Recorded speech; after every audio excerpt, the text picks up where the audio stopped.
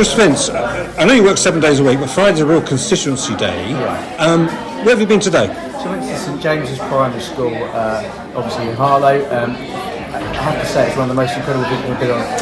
All of the school visits I've done today have been fantastic. But I have to say today, particularly the Year 5 and Year 6 children that I met today, asked some really good questions. They gave me a badge about stopping racism, spoke a lot about racism, something they've been talking about at school, and they were really passionate about it and gave some really eloquent speeches and asked me some really good questions. So it was a fantastic opportunity to go there. I'm now obviously at the Property Alliance conference here at Harlow Rugby Club, listening to some fantastic organisations. I have to say a big thank you to Andy and his team from the Social Trust for organising this event again.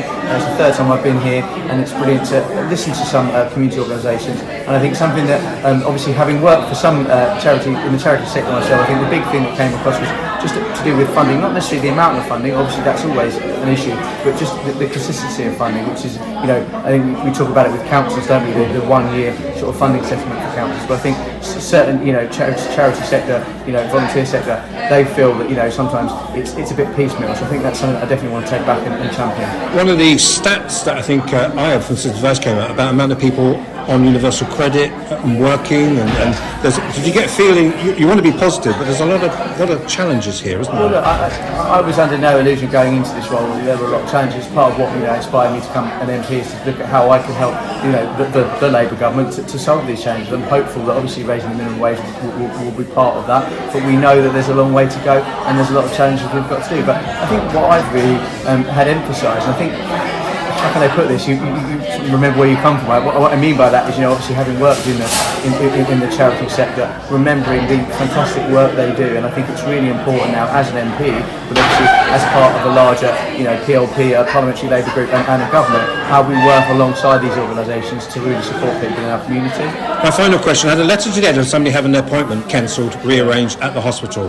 Whether it's to do about the new embedding of the system, the electronic system, and then person after person after person, Harlow residents, your constituents, saying they've had their appointments cancelled.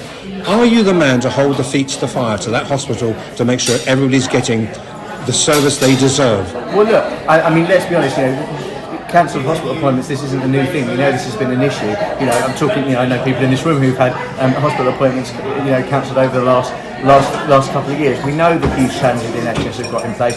I've been having regular meetings with the CEO, and obviously, I have a couple of meetings because he's new, obviously, and also members of the board about this issue. I will continue to ask them questions about this.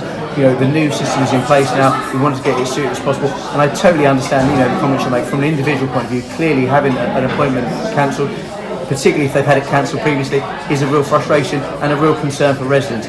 I will continue to work with the hospital, continue to ask questions to the hospital, to work with them, but I think we've got to support them to make sure that system is in place and it's worked and it's embedded. But what we don't want, of course, is to rush that and have a situation where further down the line, we have to cancel more appointments because the system isn't working. But I do also think that it is important that we have these systems in place and actually bring our NHS into the 21st century. I'm really delighted that my government has pledged to put £22.6 billion more funding into a record increase of funding into the NHS. But you and I both know, and I'm sure your readers know, that it's not just about funding, it's not just about money, it's about actually making the system work. So I'm really keen to work with the hospital to make that happen.